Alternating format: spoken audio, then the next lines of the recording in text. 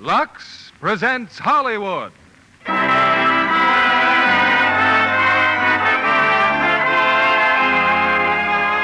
Lever Brothers Company, the makers of Lux Toilet Soap, bring you the Lux Radio Theater, starring June Allyson, Peter Lawford, Margaret O'Brien, and Janet Leigh in Little Women. Ladies and gentlemen, your producer, Mr. William Keighley.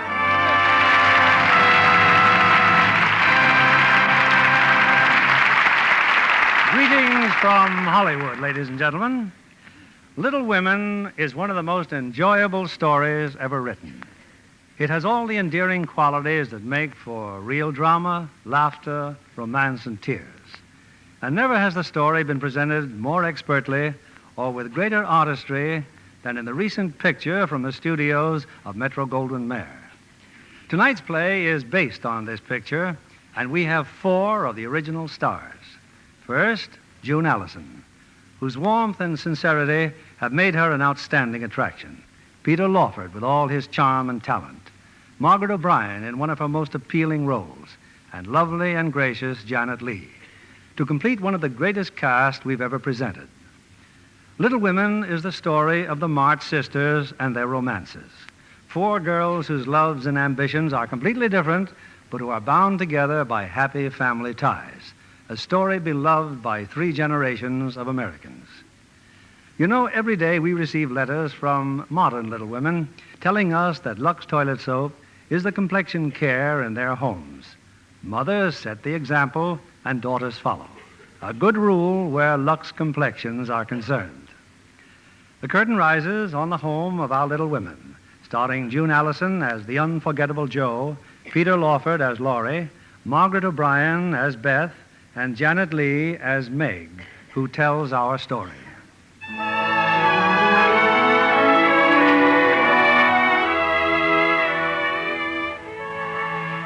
We were 4 sisters, Amy, Jo, Beth, and I. I shall start our story during that winter of 1864 when Papa was still away at war. What a miserable Christmas we all thought. How happy a Christmas it really was. Well, at least we have a Christmas tree, Amy, and I think it's beautiful. Christmas won't be Christmas, Beth, not without presents. Oh, it's dreadful to be poor. I especially feel it because I'm the eldest, and I can remember when we used to be rich. We're better off than a lot of people, Meg. Orphans, for instance. We have Father and Marmee and each other. But we haven't got Father, Beth, and probably won't have him for a long time. But, Jo, the men in the army are having such a terrible winter. Marmee's right. We have to make sacrifices. Only I'm tired making over these same dresses year after year. Well, I don't think any of you suffer as I do. You don't have to go to school with impertinent girls who label your father just because he's poor. Oh, Amy, if you mean libel, then say so. And stop talking about labels as if Papa was a pickle bottle. Well, you needn't be so satirical about it, Jo. It's proper to use good words and improve one's vocabulary. Vocabulary. Christopher Columbus. Jo, don't use slang words. Oh, I just detest rude, unladylike young ladies. And I hate affected snips. Birds in their little nests agree. Oh, I'll never get over my disappointment at not being a boy. Look at me. Dying, simply dying to go and fight at Father's side. And here I am sitting and knitting like a poky old woman. Poor Jo. Oh, thank you, Miss Beth. But I don't need any pity, because someday I'll be a famous writer and make my fortune. Oh, not that I'll forget about my sisters. You'll all ride around in fine carriages. And you, my Beth, you will have a new piano. And you, Meg, you'll have 10 dozen dresses and satin slippers and red-headed boys to dance with. I shall like that. I thank you. So there's no use fretting now. I'll get famous just as soon as I can. Meanwhile, let's rehearse the play.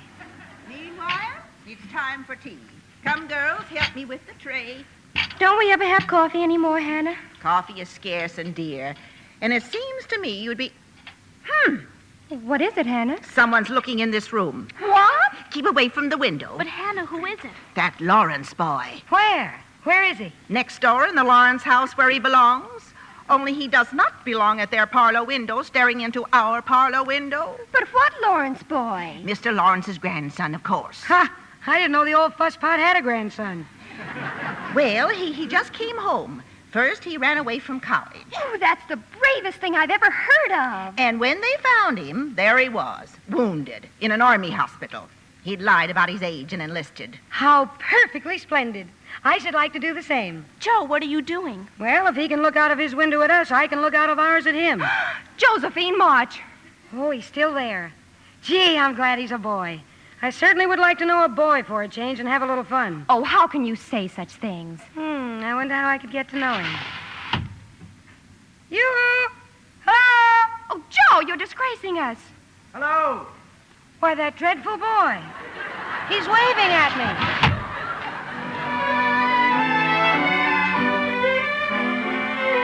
Marmee didn't come home until late that afternoon. She'd been in the village helping poor Mrs. Hummel. As soon as Beth had brought her chair up to the fire, I told Marmee my big news. News, Meg? What news, dear? I saw Mrs. King about the position, Marmee, and she's going to take me, $4 a week. Meg, I'm proud of you. Oh, they have a beautiful house, Marmee, and the children are sweet. I won't mind working at all. Was there any mail in the village, Marmee? A letter from Father? You don't think he'd forget to write us at Christmas, do you? Amy, dear, the letter's in my muff. A letter from Father. So he sent you all a little Christmas message.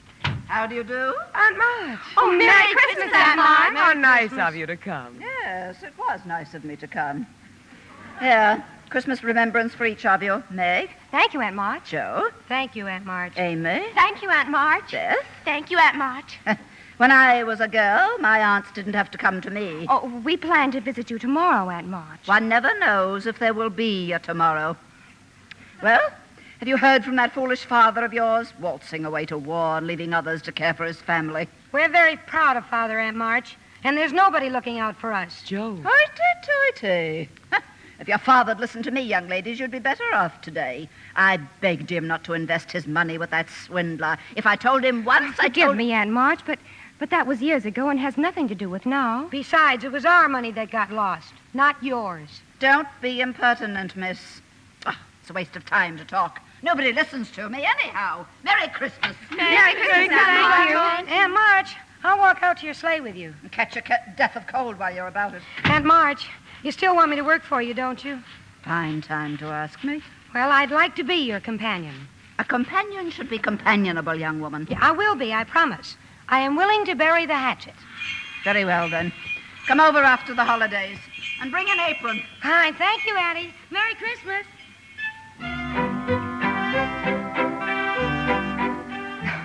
For all her scolding, Aunt Marge had given each of us a new, shining silver dollar. Supper would have to wait that night as we dashed off to the village store. And later, after we wrapped the presents we were giving to ourselves, Marmee took out the letter that had come from Papa. And give my girls my love and a kiss. Tell them I think of them by day, pray for them by night, and find my best comfort in their affection at all times. I know they will remember to be loving children to you, will work diligently so that these hard times need not be wasted, and that when I return, I may be fonder and prouder than ever of my little women. How long this sad war will Mrs. last? March, ma'am. Yes, Hannah. A message from poor Mrs. Hummel, ma'am. She wants to know how soon can you come. Right away. Amy, get my boots, dear. My wraps, Joe. Good night, my children. Good night, Marmee. Don't wait up for me. I may be late. Merry Christmas. Merry Christmas. A fine Christmas Eve. Papa far away and Marmee out taking care of sick people. And our presents. They look so lonesome under the tree. And there's nothing for Marmee. Nothing. And she needs a new pair of slippers. Well, I'm the man in the family while Papa's away, so I'll supply the slippers. But how? Our money's all spent. Well, I bought a book. I'll take it back. But I thought of the slippers first, Joe. So you did, Beth.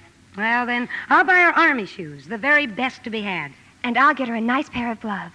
Pink ones. A little bottle of cologne for me. Both Marmee and I just love cologne. Oh, but won't the stores be closed? Who cares? Come on, me hearties, we'll storm the citadel.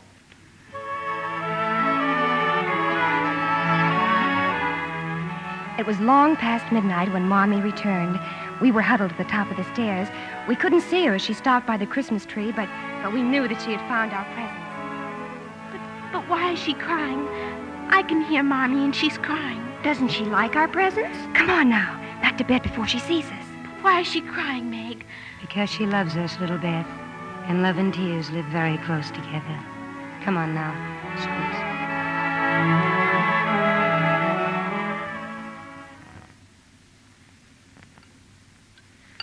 Christopher Columbus, what a breakfast.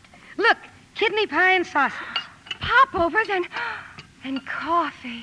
And everything. Merry Christmas, girl. Oh, Merry Christmas, Hannah. Hannah, you do beat the Dutch. Oh, I can remember when I served a breakfast like this every day. We must have been enormously rich. Well, kindly pass the popovers, Meg. Now wait for Marmee, Amy. Your mom's took breakfast and gone. She said she'll meet you all in church. Gone. Back to the Hummels.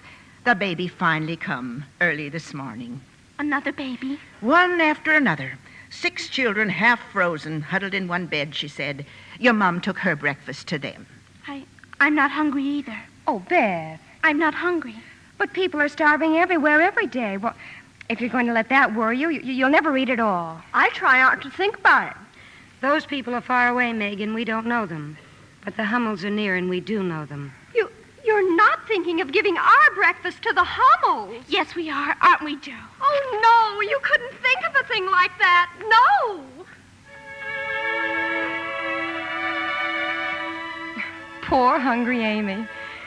A few moments later, as we passed by the Lawrence mansion, loaded with food for the Hummels, there he was, Mr. Lawrence's grandson and another young man. Aren't you rather loaded down, madam? May I help you? Oh, no, thank you, sir. Josephine, must you lag so? Well, just a minute. You're his grandson, aren't you? Mr. Lawrence's. Why, yes, I am. I'm Theodore Lawrence, and this is my friend John Brooke. How do you do? How do you do? I'm Joe March, and I'd like you to meet my sisters, only I guess they're too far up the road. Oh, what a pity. Oh, we know all about you, about how you ran away to join the army. Oh, and I'd have done the same in your place. And how you were both in the same regiment, which is splendid, I think. Simply splendid. Oh, we're pleased, Miss March. Simply pleased. Josephine, come on. Well, goodbye. Goodbye, Miss March. Goodbye, Miss March. Really, Joe, I must say, really. Oh, fiddlesticks. What will they think? Stopping to talk and we hadn't met them properly. Well, you weren't very friendly. You didn't even say, how do you do? I don't like the way that man stared at me. What man? Oh, Mr. Brooke? I didn't notice. Well, I did. And he's still looking. Who? Mr. Brooke. Don't look back. Oh, pooh. Bye.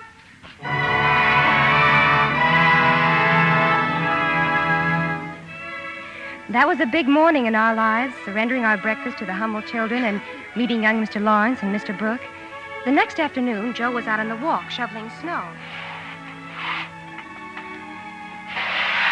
Hello? Hello.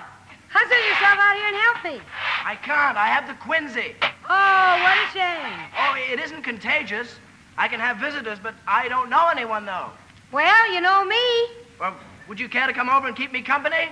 Well, I'll speak to my mother, Mr. Lawrence. You may expect me, though. Thank you. Well, here I am, Mr. Lawrence. And I brought you some blamage. It's soft and will slide down easily. Quinsy, huh? Got some flannel around your throat? Oh, yes, you see. And thanks for the blamage. Well, I've come to entertain you.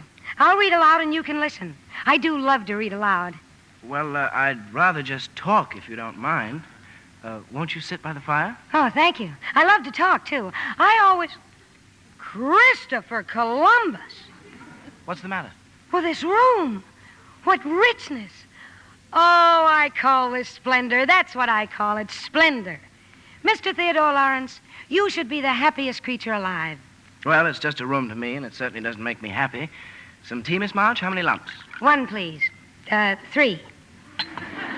Now, do tell me all about yourself. Oh, of course, I know all about your school and the army. But before that, what? Well, I used to live in Europe with my parents before they died. Oh, I'm sorry. I'm going to Europe, too, Oh, really? When? Oh, well, I don't know exactly. You see, my Aunt March, I've decided to work for her as companion. Oh, and what a nervous, fidgety soul she is, too. Well, anyway, my Aunt March has rheumatism, and the doctor thought that baths... Oh, not that she hasn't got a bath. She has a very nice bath. Mm-hmm. Did you have any baths while you were there, Mr. Lawrence? I mean, for your rheumatism. I haven't got rheumatism. Oh, well, neither have I. But you see, I figured that baths wouldn't do me any harm. That is to say, while I was there, because I've always wanted to go to Europe. Oh, not for the baths, of course. Not at all, but for my writing. Mm-hmm. It's so good for writers. You see, Aunt March... Oh, but you don't know Aunt March. What were you going to say, Mr. Lawrence? Well, it was so long ago, I've forgotten. But I'm not Mr. Lawrence. I'm Laurie. Oh, well, Laurie. How are you getting along with your grandfather, Laurie? Oh, fine. Once I got used to him. Isn't he a holy terror? Ha! You should see my Aunt March. This blamage looks too good to eat. Oh, it isn't. Meg made it. She's the oldest. Oh, she is? You know, John and I were wondering. Why should he wonder? Well, he seems quite taken by your sister's beauty, and, he wondered if there was anybody, anybody she liked. Did he ask you to find out? No, I was just... Well, you may tell Mr. Brooke that we don't like anybody in our house. That is, we like a great many people, but we don't like young men. Oh, we like young men, too, but we don't like young men who wonder about who else we like. Oh. And Meg is too young and too fine, and far, far too clever to bother about who wonders about it. It's ridiculous. I beg your pardon, Miss March. Yes? You're on fire. What? Your dress in the rear. Oh, how clumsy. Big Book, put it out. Don't just stand there. Oh, I'm sorry. I hope I didn't hurt you. Oh, that's the second dress I've scorched this week. You see, I like to toast myself, and I get too close. I think I better go home. Oh, please don't go. It's dull as tombs here. Is that why you stand at your window looking at us? Well, it's rude of me, I know, but you always seem to be having such a good time. When the lamps are lighted, it's like looking at a picture, Miss March. All of you gathered around the fire with your mother. Well, then why don't you come over? Then you'd be a part of the picture. And Marmee is so splendid. Well, my grandfather mightn't approve. He'd say I was imposing. But in spite of that... Oh, Bilge. Oh, I know his face frightens half of Concord, but it doesn't frighten me. Of course, every time I've ever seen him, he's been barking at something. Nevertheless, I rather like him. Well, that's something, isn't it? Oh, Mr. Lawrence. Thank you, madam. My face frightens half of Concord, does it? Yes, sir. Frankly, it does. You understand, I don't think you mean to frighten them, but your face is... Well, you ask me, sir, and yes, I do think so. And I bark, do I? I've heard you bark, yes, sir. Perhaps you don't bark all the time, but you do bark, yes, sir. And with all that, you rather like me, do you? Yes, I do. I really do, in spite of everything. And I like you. Have a cup of tea. Oh, thank you. I had one. I was just going. Well, not so fast, young lady. I have something to ask you. Yes, sir. Unless you have already asked her, Laurie. No, sir. I've had difficulty saying much of anything, sir. Yes. Young lady, on Saturday night there will be a cotillion of sorts in this house. We shall be happy if you and your sisters attend. A cotillion? Here? Well, will you attend? Will we? I shall ask my mother, Mr. Lawrence. It's very grateful of you, sir. Yeah, I'll go home and ask her right now. A cotillion? Christopher Columbus. Well, you know, Laurie, I wonder if that young woman ever walks. Christopher Columbus, sir. I wonder, too.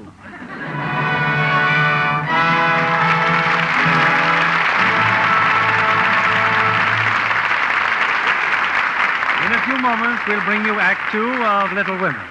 And now, here's our Hollywood reporter, Libby Collins. What's new, Libby? Well, Mr. Keighley, the darling of musical movies will soon be seen in a new one. Betty Grable in 20th Century Fox's Wabash Avenue. An event that will make the fans happy. You know, Betty's always delightful in a singing and dancing part. She plays a gay 90s cabaret performer in love with Victor Mature, the breezy lad who helps her to stardom. And Phil Harris does himself proud in his first straight part as the diamond in the rough cafe owner. You know, some of the ensemble scenes are way beyond what the 90s could have produced in lavishness. And Betty wears some fabulous costumes. And does full justice to them. Indeed she does, John. For Wabash Avenue, her hair is lighter than usual. And in Technicolor, you get the full effect of her pink and gold loveliness. She's a glamour girl, all right, especially in some of those off-the-shoulder dresses. Yes, John.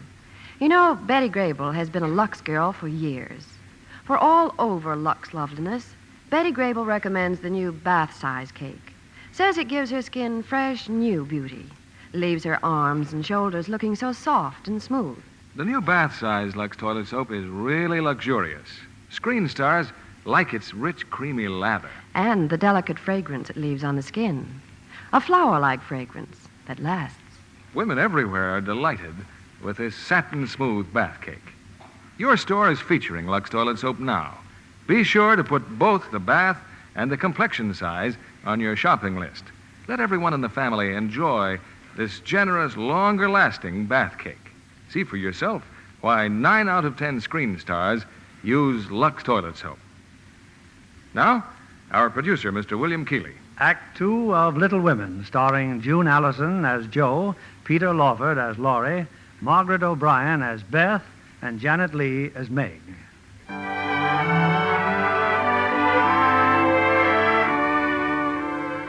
A party. An invitation to a party in the richest, most elegant home in Concord. Oh, no wonder we were so excited when Saturday night finally arrived.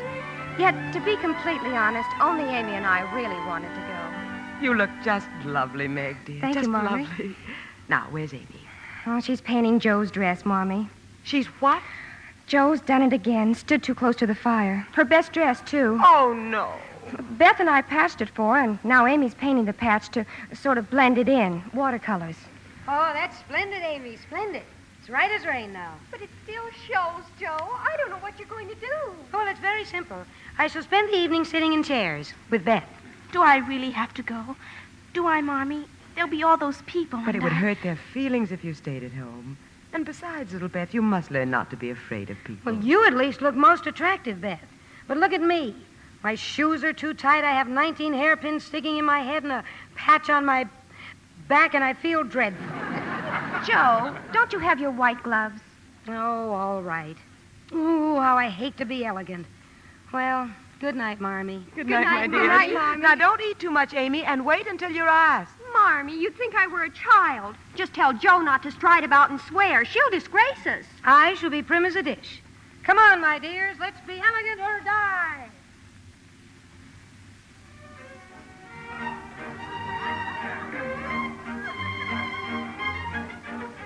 I'm glad we found the spot, Amy. Nobody can see us behind all these potted palms. A palm in a pot is a mark of elegance.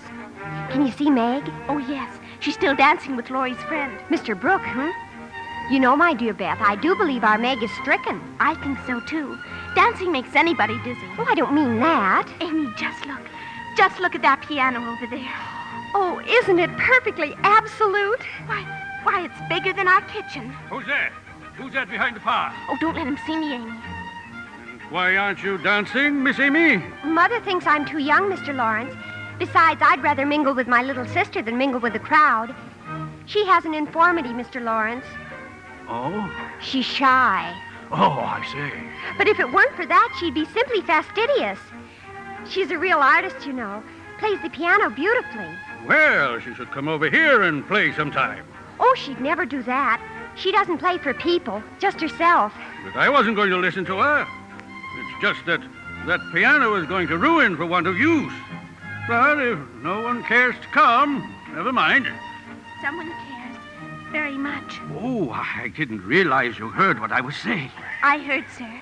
I'm Beth, and I'll come if no one will hear me and be disturbed. Not a soul, my dear, not a soul. And please tell your mother that I think all her daughters are simply fastidious. Oh, Beth, isn't he just perfectionary? Why, I think Amy, somebody's coming. Let's hide again. Oh, it's that stuck-up Miss Gardner and her daughter. Don't move. Did you see him, Sally? Theodore Lawrence, still with that impudent Josephine March. Well, it's very obvious she set her cap for him. Well, what can you expect, Mother? One of them has to marry for money, since they've none of their own. Well, Mr. Lawrence will have something to say about that. I'm sure he has other ideas for the boy. Of course, it would be a triumph for Mrs. March. I must say she's managing the affair very well. Amy, did you hear what they... Oh, Amy! Now, this is the third dance, Joan. I'm hanged if I let you refuse me again. Please, Laurie, don't ask me anymore. Well, why not? How can a girl sit so much? Oh, very well. See for yourself. There, I'm patched.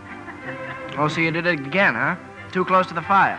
You know, life will be far less complicated for me when the warm weather comes. Well, the least you can do is... Joe, something awful's happened. Amy. Oh, it can't be that bad. Well, what is it? Oh, I can't tell you now, not in front of him. Beth wants to go home. She's had a dreadful shock, and I think I want to go home, too. Where's Meg, Laurie? Well, still with John Brooke, of course. Laurie, would you fetch her, please? Of course.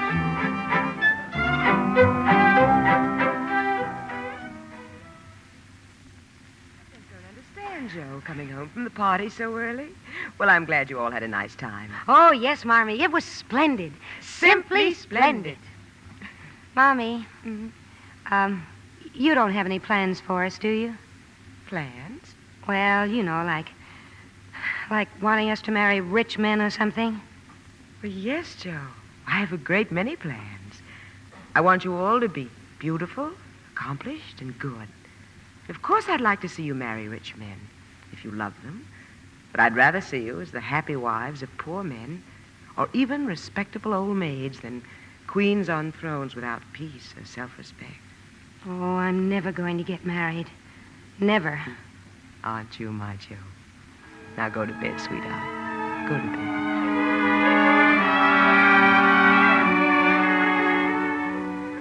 One reason why Jo was so sure she'd never get married was because she wanted to be a writer far more than a wife. Jo never stopped writing, left her very little spare time, even for Lauren. Laurie's here, Joe. He said that you said that Aunt March said you didn't have to go to her house today. Well, Beth, just send him away. He says he's just going to wait until you come down. Oh, I wish he'd realize I haven't time for his nonsense. And what's in that package? Slippers. I made them. Who for? A gentleman. A gentleman? What's the matter with everybody in this family? Oh, but this is an old gentleman. They're for Laurie's grandfather. He's been so kind about letting me play on that lovely piano. And in all the weeks I've been going there, I haven't even seen him. Well, go ahead then. Give him the slippers. If your story's finished, Joe, can I read it? Nope, not now. But you keep your fingers crossed and maybe someday you'll read it in print. I'm taking it to the publishers this morning. Now, you run along. Joe, but what'll I tell Laurie? No, tell him I went up and smoked. So Jo went into town. But what she didn't know was that Laurie went into town, too. And he waited for her in front of the publishing office. That's not very good manners, Mr. Lawrence, following me. And what about your manners, trying to avoid me all the time? What were you doing in there? What I was doing is a secret. All right, keep your secret. Only I've got one, too. Oh? Something plummy? Something very plummy. Now tell me yours, and I'll tell you mine.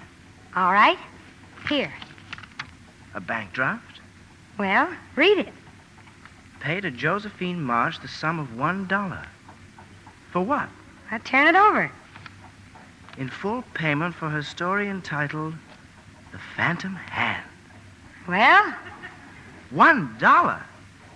Oh, well, maybe it isn't much, but someday I'll get as much as $10. Joe, I just don't understand you. Cooping yourself up in the garret, missing a lot of fun with me, working, and for what? For one measly little dollar. It isn't the dollar. At least that's not all of it. It'll be read in print, and I wrote every word, and people will read it. People I've never even seen. Well, anyway, what's your secret? Well, you remember the glove that Meg couldn't find? Meg's glove? What about it? I know where it is. In somebody's pocket. John Brooks. It's very romantic, isn't it? No. It's horrid.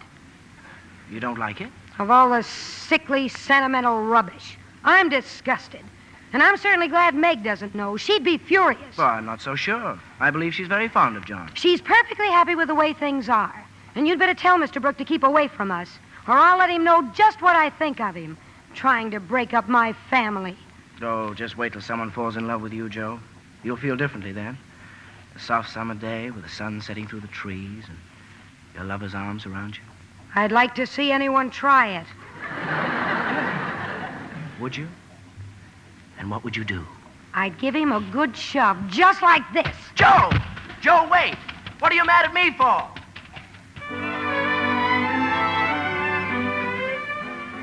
Jo must have run all the way home. I remember how annoyed I was because she burst into the house just as Mr. Brooke was about to leave. He'd been calling on me. She all but knocked him down, too. Well, can't a member of the family even come into the house? Oh, I was never so embarrassed in all my life. Oh, Jo, when are you going to stop your rude, romping ways? Not till I'm old and stiff and need a crutch. Look at you. No hairpins, no combs, running down a public road. I wish I was a horse. Oh. Falling in love, that's what you are. And Amy's not much better either. Always primping and showing off. Beth's the only one I can depend on. Where is she? She's in the parlor. Oh, we just had a big surprise. What kind of a surprise? Mr. Lawrence sent her a present, and it took 6 men to carry it over, his piano. Piano? Yes, he's given it to Beth. For me, Joe. He gave it to me, Mr. Lawrence. But his note, darling. We haven't even opened up the note he sent. Well, read it then. I can't. Will you read it, Joe? Miss Elizabeth March, dear Madam. Oh, how elegant. I have had many pairs of slippers in my life, but never any that suited me so well as yours.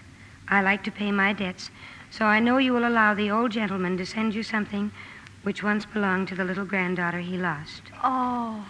I remain your grateful friend and humble servant, James Lawrence. Aren't you going to play the piano, darling? Not now. I have to go and thank you. Look at her, Mommy. A scared little rabbit going all by herself. The piano's turned her head. She'd never go, not in her right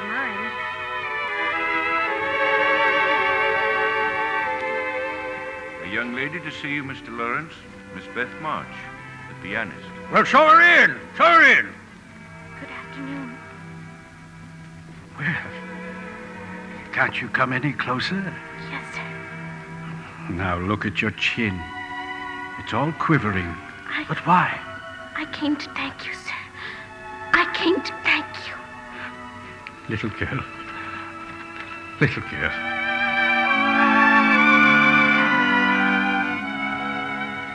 So many things happened in those fast fleeting days, and now in retrospect I see them far more clearly than when they were actually happening. But then I suppose all I could think of was John Brooke. But one event struck all of us, like a bolt of lightning. A telegram from the War Department. So your father's in a hospital, eh? Wounded. Marmy's packing now, Aunt March, and she sent me to ask for your help. She needs $25 for the fare. Oh, she does, Miss Joe. I begged your father not to go in the first place, but nobody listens to me. Not until they get into trouble. Oh, Aunt March, what's the use of all that now? The train leaves in 2 hours. Always interrupting me. But you'll listen this time. No, because... I won't. I only came here because Marmy says she's not too proud to beg for Father. Well, I am. I'm too proud to beg for anyone. I'd rather streak the sweets than ever come to you again. Stubborn, obstinate, rude. Josephine, come back here. Come back here.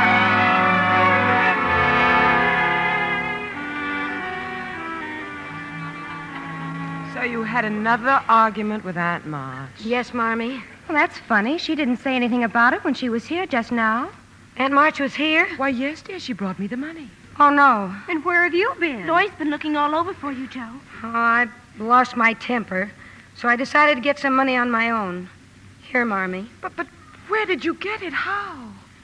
Well, look. Oh, Joe. Joe, your hair, your beautiful hair. Oh, my poor Joe. Amy, look. Joe's cut her hair off and sold it. Well, it doesn't affect the fate of the nation, so don't start wailing. So you've come home. I've been looking... Christopher Columbus, you look like a porcupine. Really? I feel deliciously light and cool. Your hair will grow back, Joe. It'll be just as lovely as ever. But you will never be more beautiful than you are now. Marmy, your train. I'll be glad to drive you to the station, Mrs. March. Thank you, Laurie. Goodbye, my darlings. God bless and keep us all.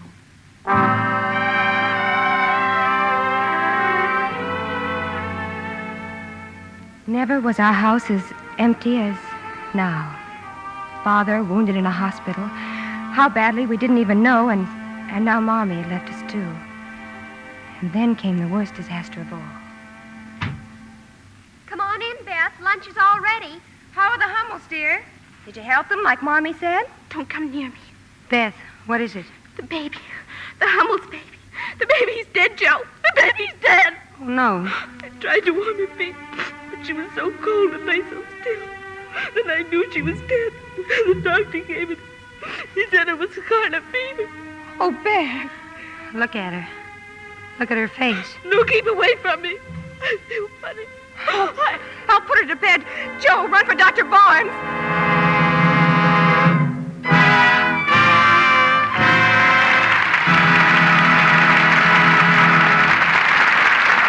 We pause now for station identification.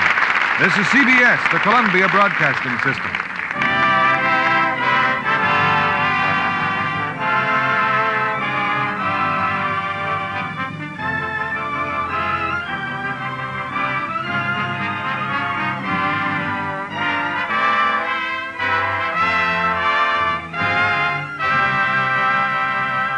In a few moments, we'll continue with Act 3 of Little Women. We're delighted to have with us tonight the well-known musical comedy star of stage and screen, Miss Benay Venuta. Welcome to the Lux Radio Theater, Miss Venuta. Thank you, Mr. Keighley. I understand you've been appearing with Betty Hutton in Metro-Goldwyn-Mayer's new Technicolor musical, Annie Get Your Gun. Mm-hmm, and I think it was the most exciting experience I've ever had. Betty is certainly the girl to play Annie Oakley in the screen version of Irving Berlin's stage hit. And, of course, the picture has the famous Irving Berlin tunes from the show. Uh-huh. There's no business like show business and doing what comes naturally and many others. At the preview, the audience came out as thrilled as though they'd attended a Broadway opening. And at the same preview, feminine fans discovered a new romantic singing star when they saw Howard Keel as Frank Butler. And don't forget Louis Calhern as Buffalo Bill and Edward Arnold as Pawnee Bill. Weren't they wonderful? They were indeed. But this will interest you, Mr. Keighley. I know the whole cast feels that much of the credit for the picture should go to George Sidney for his fine direction. I agree. And I'm sure everyone in MGM's Annie Get Your Gun was charmed by Betty's high spirits and beauty. I'll wager that when they saw you and Betty, they said, what lovely Lux complexions. Thank you. Those of us who have camera close-ups to face give our skin the best care we know. Mr. Kennedy, both Betty and I are devoted to our daily Lux soap facials. Those facials really work, don't they? Yes. It's such a quick, easy care, but it certainly does the trick. Recent tests by skin specialists prove that. In actually 3 out of 4 cases, complexions became softer, smoother, in just a short time. Thank you, Miss Benay Venuta, for being here tonight. I think women everywhere will welcome your beauty tip on gentle, protecting Lux soap care. Now, here's a suggestion. Your store is featuring Lux toilet soap now. Be sure to put both the complexion and the big bath size on your shopping list. See what quick new loveliness this fragrant white soap will give your skin. Remember, 9 out of 10 screen stars use Lux toilet soap. Now, Mr. William Keighley, our producer. The curtain rises on Act 3 of Little Women, starring June Allyson as Jo, Peter Lawford as Laurie, Margaret O'Brien as Beth, and Janet Leigh as Meg.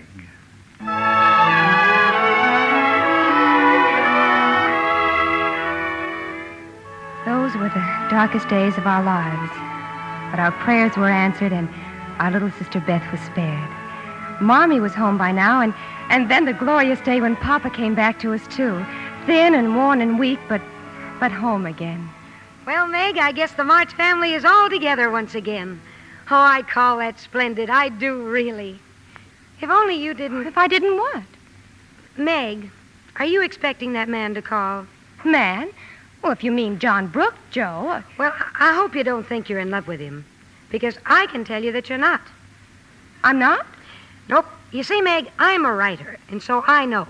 You have none of the symptoms. Your appetite's fine, you sleep like a log, and you don't mope in corners. Therefore, you're not in love. Therefore, do not go and marry that man. I don't intend to go and marry any man. You don't? Hooray for you. You're a trump. But what will you say to him when he comes begging for your hand? Well, I shall say, thank you, Mr. Brooke, quite calmly and decidedly. Thank you, Mr. Brooke. Let us be good friends, but nothing more. Good. Hand him the mitten, Meg, and then maybe things around here will be the way they were when... Oh, no. Oh, no, what? Joey's here. Look, the veranda. You're in luck. You can tell him off right now. Oh, if I could only see his face when you do. Poor John. I tried to send him away. I really did, but I didn't have a chance to. We weren't alone for 5 minutes before Aunt March descended on us and ordered me out in the hall. What was he doing? Proposing to you, wasn't he? Oh, please, Aunt March. He'll hear you. Well, let me tell you, miss. Accept that, rook, crook, or brook, and not 1 penny of my money goes to you. I shall marry whom I please, Aunt March, and I don't care anything about your money. It is your duty, Miss Independence, to marry a rich man and help your family. You may be perfectly sure that fortune chaser knows you have a rich aunt, and that is why he wants to marry you. How dare you say such a thing? Why, my John would no more marry for money than I would. Do as you please, but the day you marry him, consider yourself disinherited. Now you've even made me forget what I came here for in the first place.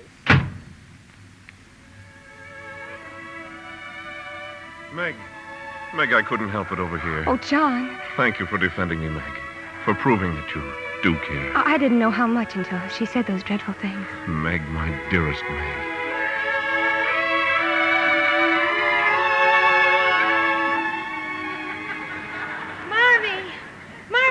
something. Joe, what is it? Go downstairs, quick. John Brooke is acting dreadfully, and Meg likes it.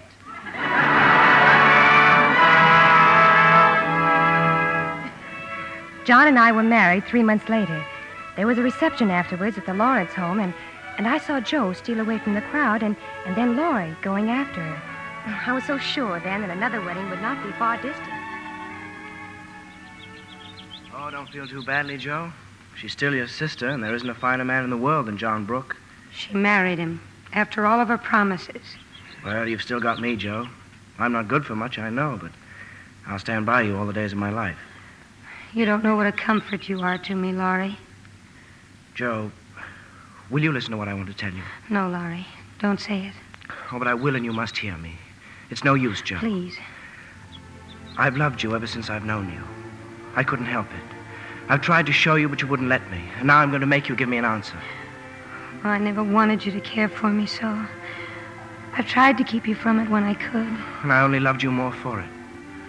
Oh, I know I'm not good enough for you, Joe, but if you love me, you can make me anything you like. Oh, Laurie, I wouldn't change you. You should marry a lovely, accomplished girl who adores you.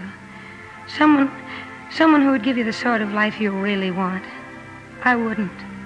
We'd quarrel, Laurie, and... Oh, no, we wouldn't. Oh, we always have, you know, and everything would be horrid. Oh, it'd be heaven. Joe, I just can't go on without you. I'm so sorry, Laurie. So desperately sorry. But I can't say I love you when I don't. Really and truly, Joe? Really and truly, Laurie. I don't think I'll ever marry. Oh, yes, you will. You'll meet some good-for-nothing fool and work and live and die for him. I know you will because it's just your way, and I'm to stand by and see it all happen. But I'll be hanged if I will. Laurie, where are you going? To the devil. Laurie!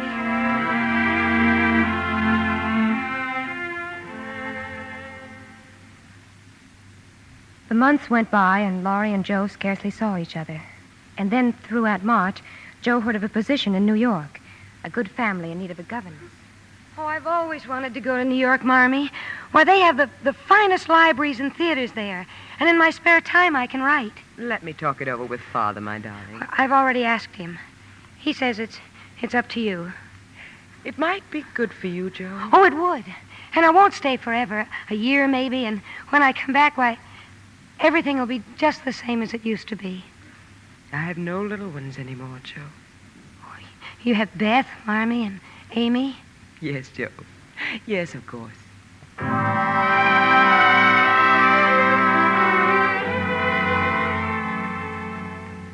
So, Joe left Concord. We heard from her regularly, and always an inquiry about Laurie. And after a while, always a passing mention of a tutor in the household, a foreigner named Professor Bear.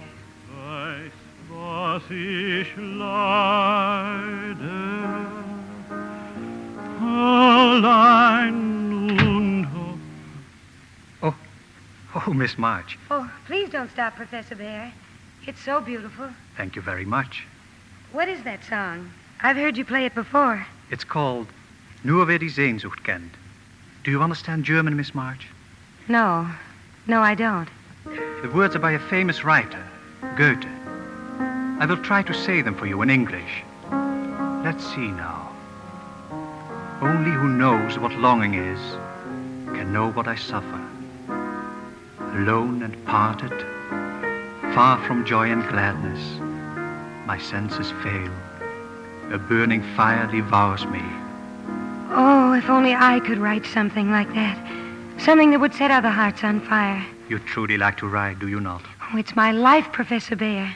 Sometime you will show me what you have written? Oh, yes. And I've just sold another story. It's in the Weekly Volcano. Oh, it's a wonderful one about... Well, if you'd really like to read it... The Weekly Volcano? It's a magazine, and it's the best story I've ever done. How happy you look, Miss March. I'm so glad for you.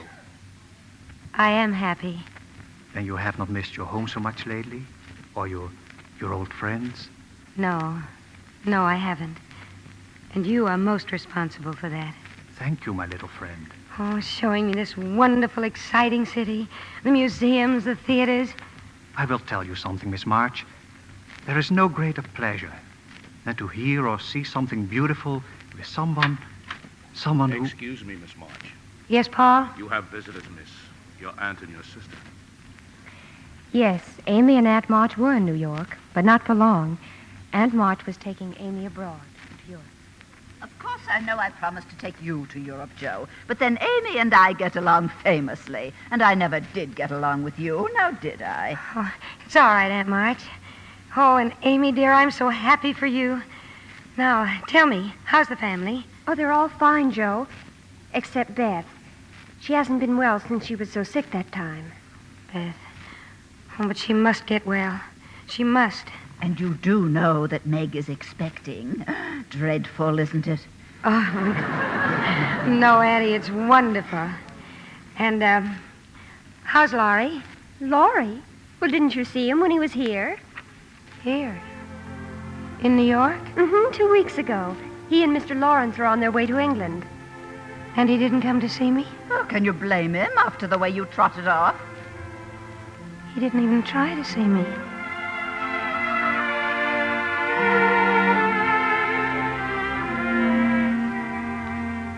Yes, Miss March.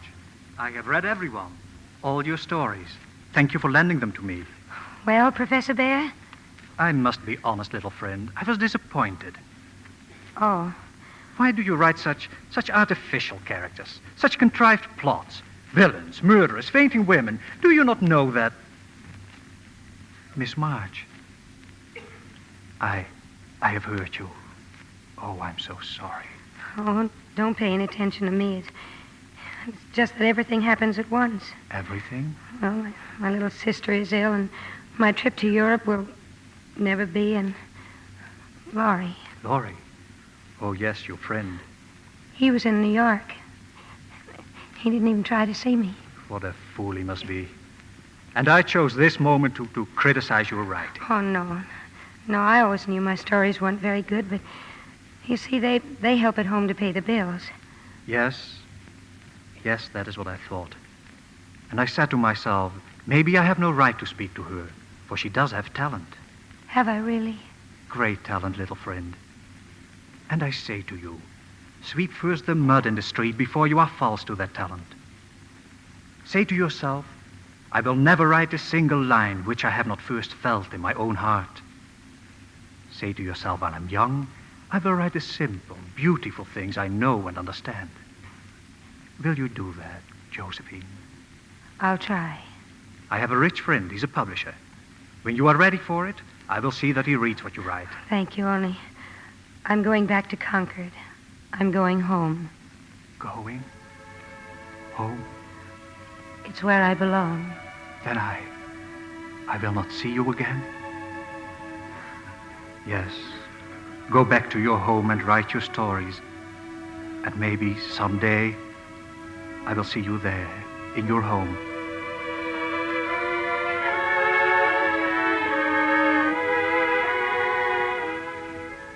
Joe was back, and the old house in Concord was briefly lighted again.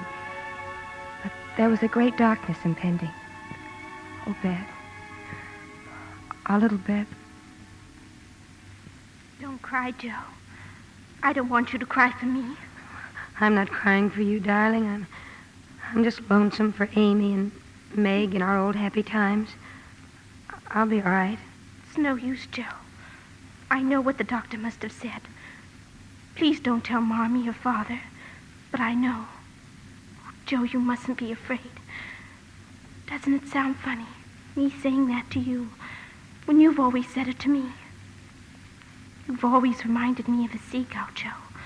Strong and wild, fond of the wind and storm, and dreaming of flying out to sea. And Mommy said I was the cricket on the hearth, content to stay at home. I can't express it very well. I guess I shouldn't even try, except to my Joe. But it seems that I was never intended to live very long.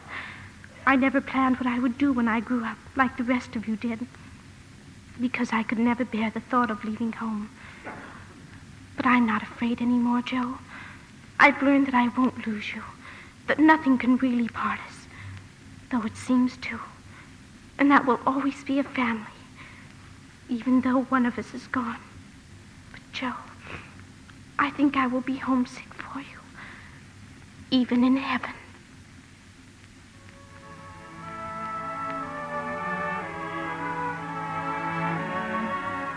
In April, when my baby was born, I named her Elizabeth, in memory of our sister. After we had lost Beth, no one saw very much of Jo. She'd shut herself up in the garret writing. But then one day she came to visit me. It's all finished, Meg. My novel. I'm on my way to the post office now. Oh, Jo, how wonderful. Can I read it? When it comes back. Oh, maybe it won't come back. Maybe they'll publish it. I'm not sending it to a publisher. It's going to Professor Bear. Oh, you write to him often, don't you? Yes, I do. And he knows what I'm writing about. I mean, he understands me, Meg. Well, I think it's splendid. We had a letter, Jo, from Laurie. Oh? Jo, how would you feel if you heard that Laurie was learning to care for someone else? Amy? Yes. They're all in Paris now. Then I wouldn't mind at all, Meg. How could I? Well, it's just that you seem so alone, Jo. I thought that if Laurie came back again, you might... No. Amy and Laurie. I'm truly glad, Meg. Truly glad.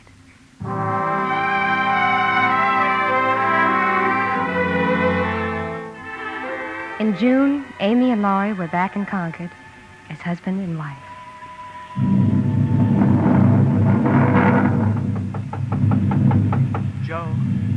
Joe, are you busy?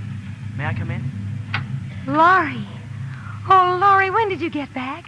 Where's Amy? Downstairs with the family. We and a thunderstorm just arrived.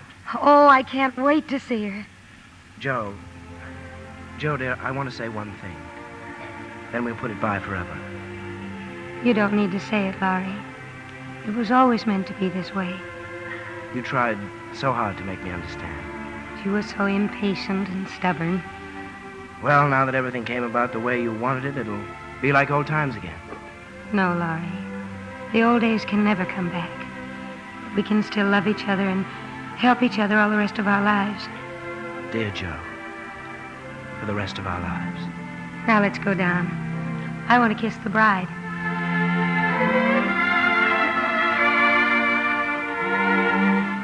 It was a wonderfully happy reunion that day. Even Aunt March was reasonably cheerful.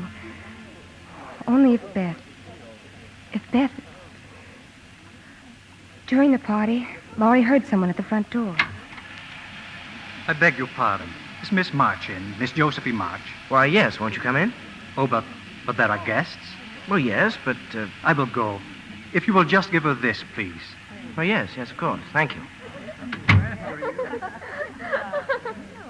This is for you, Joe. Why, thank you, Laurie. Oh, it isn't from me. Some man Well, just... open it up, Joe. Don't just look at it. Why, it's a book. Yes. Yes, Marmee. My Beth by Josephine March. Joe, it's your book. It's been published. Well, why didn't you tell us? Published a book? Who left it, Laurie? Well, a man with sort of an accent. Oh, where is he? Well, he wouldn't come in. He went away. Oh, no. He couldn't have. He couldn't have. Joe, come back. It's pouring outside. Professor Bear! Professor Bear! Miss March, Josephine. Where are you going? Back to the railroad station. I came to bring you your book. My friend published it, you see. He has great hopes. He thinks... Oh, never mind what he thinks. Did you like it? It has such truth, such simple beauty, that I cannot tell you what is deep in my heart. And you were going away. I might never have seen you again.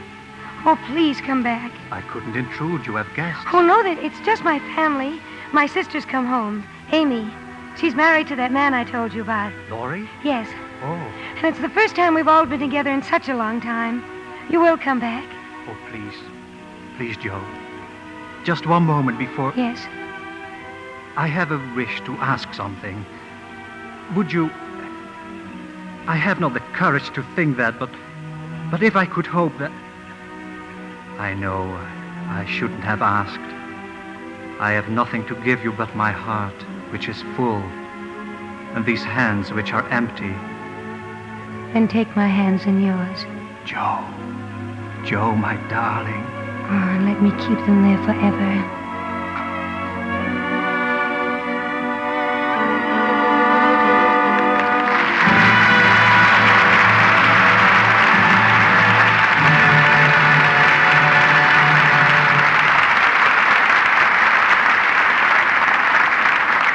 We reluctantly draw the curtain and bring our little women forward for a bow. And here they are, escorted by Peter Lawford, June Allyson, Margaret O'Brien, and Janet Leigh. June, we'll never forget your performance as Joe March. Well, it's an unforgettable part, Bill, but thank you anyway. And you, Peter, you're an extremely lucky fellow to star with three such charming girls. Oh, I know it, Bill. I hurried home from New York the moment I heard you were going to produce it. Margaret just got in from New York, too. You must have followed her out here, Pete. Oh, dear, I hope some columnists won't make an item out of this.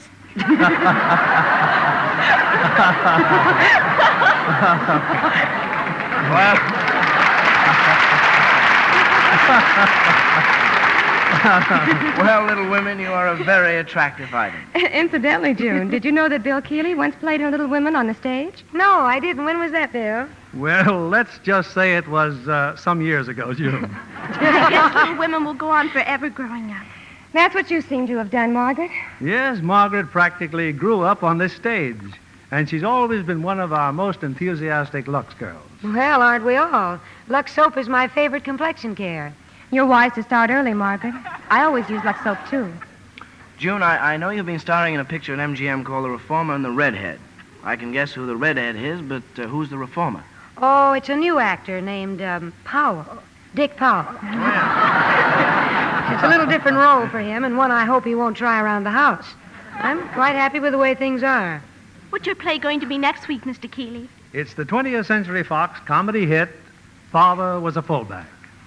A rollicking story of a football coach who has as much trouble raising two daughters as he does winning a football game. We're delighted to welcome back for her original role the glamorous Noreen O'Hara, and co-starring with her the very popular Paul Douglas. It's a comedy the whole family will enjoy. Oh, we'll be listening, Bill. Good night. Yes, we said Good night. Good night. It's a wonderful evening.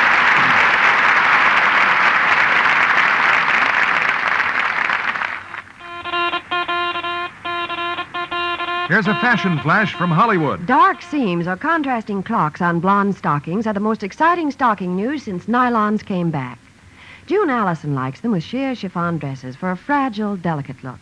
But even her sheerest nylons last twice as long because they always get Lux Flakes care. You know that rubbing stockings with cake soap or using strong soap makes runs come much sooner. Strain tests prove it. Prove that Lux Flakes makes all kinds of stockings last twice as long. No wonder over 90% of the makers of stockings recommend this gentle care. Put Lux Flakes on your shopping list tomorrow. Give all your nice washables that lovely Lux look.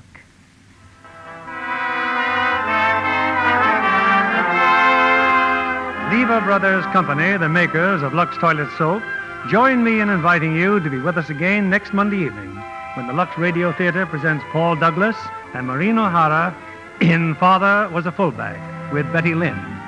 This is William Keighley saying good night to you from Hollywood.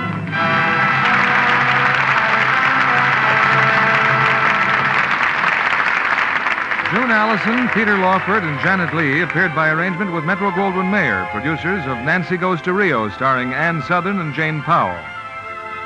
Heard in our cast tonight were Rhoda Williams as Amy, Betty Lou Gerson as Marmee, and Robert Boon as the Professor. Our play was adapted by S.H. Barnett, and our music was directed by Louis Silvers.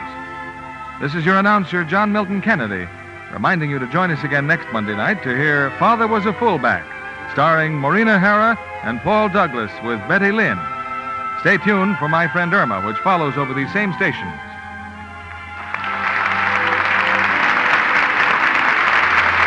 This is CBS, the Columbia Broadcasting System.